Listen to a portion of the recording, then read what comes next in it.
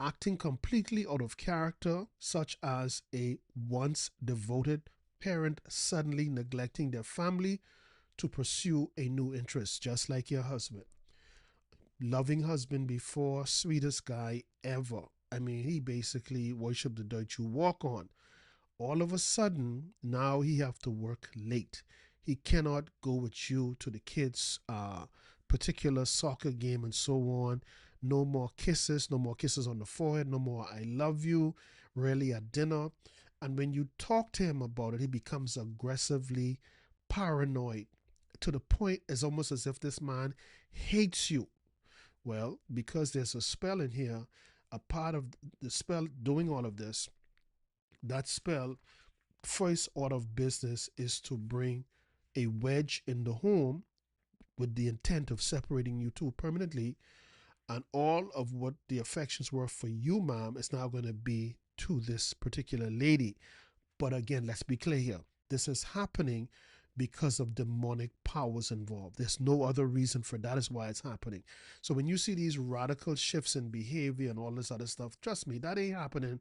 That ain't, if it seems strange, it is strange. But to be clear, it is spiritually initiated. In other words, if you make the fatal, that's what it is, if you make the fatal slash foolish decision to address this from a natural physical perspective, I promise you, you are fueling this even more than what it is right now. God forbid if you call them names and tell them they're stupid and foolish and all this other stuff. If it is your intent of making this any better, your attempts are completely wrong. Death and life resides in the power of the tongue. Okay, all that simply means it says death and life resides in the power of the tongue. Proverbs 18, verse 21.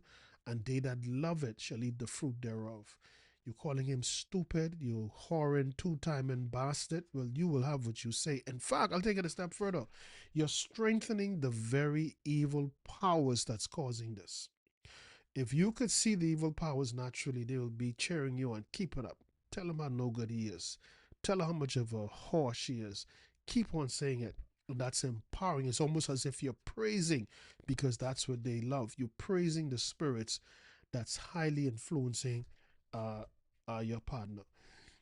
Excuse me. So it'll be in your best interest to, whenever you do, keep your mouth shut. Whenever you do speak, you speak life. You speak what you want over here in terms of a positive way. You pray, you fast, you prophesy over them. That's what you do. That if you really want to confuse the enemy and start some kind of progress and shattering the spell, that's how you have to approach it. And I'm saying this because it is all spiritual. Okay? Feeling tethered. What does this mean? A sensation of being drawn to someone against your will, often described as an invisible rope pulling you towards them. Imagine something pulling you towards them. Imagine that. Imagine that. I had a dream last year, right? Last year I had this dream, and the dream reminded me so much of what I just read to you just now. This person who was an enemy to me in real life, enemy, a female actually, real enemy. And in the dream, I dreamt how I saw this lady, and this force pulled me. I couldn't resist. Like I couldn't stench myself to stop. This force pulled me all the way to this lady, and she kissed me in the dream. By the time I tried to pull back, I woke up out of the dream. And this is my enemy. It's my enemy. I knew it the dream. As soon as I got up, I went into to prayer because I know kissing is betrayal, and no, and not just kissing, but and it's just a peck, and all I'm doing is trying to pull back. Like this force just pulled me in. So it kind of remind me of what we just read just now. And that's how it is in reality.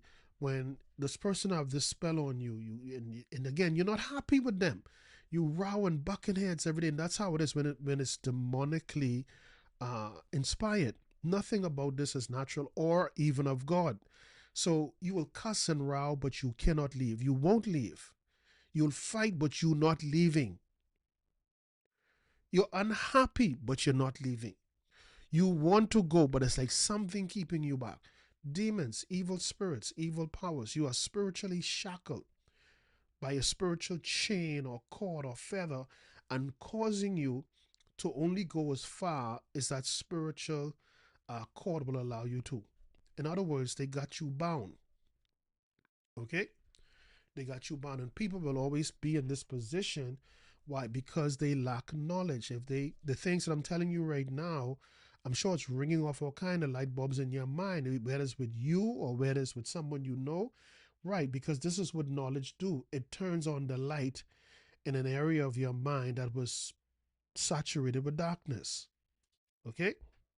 So tethered, feeling tethered is a sensation of being drawn to someone against your will, often described as an invisible rope pulling you towards them. Okay? Then you have internal conflicts, right? Like I just said just now, feelings. Feeling a deep sense of dread or fear, anxiety or cringing when you are near the person yet feeling unable to stay away. Like it's anytime you're gonna see this person or meet up with them, you feel anxious. This anxiety, this fear comes on you again because it's a spirit. Like I did in my teachings on the spirit of fear, I said to you that the foot soldiers of the kingdom of darkness are the spirits of fear.